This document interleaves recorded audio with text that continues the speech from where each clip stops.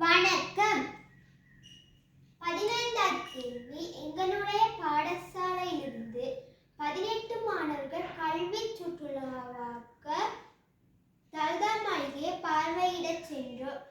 எங்களில் 12 பேர் தமிழ் பேசக்கூடியவர்கள் ஆவலாகவும் 11 பேர் சிங்களம் பேசக்கூடியவர்களாகவும் இருந்தோம். எங்களில் சிலர் தமிழ் மட்டும் பேசக்கூடியவராகவும் வேறு சிலர் சிங்களம் மட்டும் பேசக்கூடியவராகவும் காணப்பட்டனர். அவர்களின் எண்ணிக்கையை முறையே. இப்போ எங்களுடைய பாடசாலையில் 18 பேர் கல்வி சுற்றுலாவுக்கு தல்தாமாளிகையை பார்வையிட செஞ்சாங்க. அதில் 12 பேர் தமிழ் பேசக்கூடியவர்களும் 11 பேர் சிங்களம் பேசக்கூடியவர்கள். இங்கே தமிழ் 12 பேர் தமிழ் பேசக்கூடிய 12 பேர் சிங்களம் பேசக்கூடியவர்கள் 11 பேர்.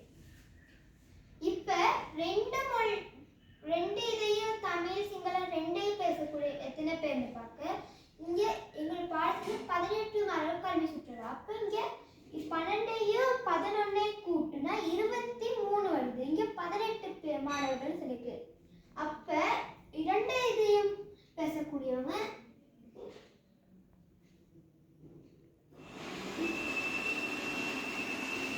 23லேருந்து அந்த 18 கழிக்கணும்.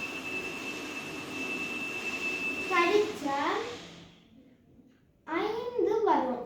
5 வந்து இரண்டு இது மொழிகளையும் பேசக்கூடியவங்க.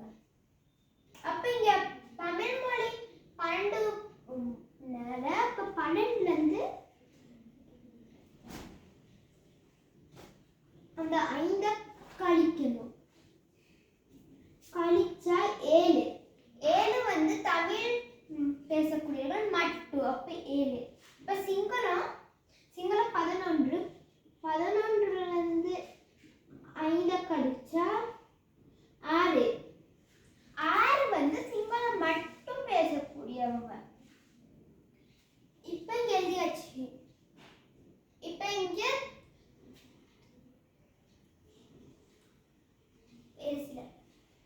எங்கள சிலர் தமிழ் மட்டும் பேசக்கூடியவர்களாகவும் வேறு சிலர் சிங்களம் மட்டும் பேசக்கூடியவர்களாகவும் காணப்பட்டனர். அவர்களின் எண்ணிக்கையை முறையை தருக. இப்ப தமிழ் மட்டும் 7 பேர், சிங்களம்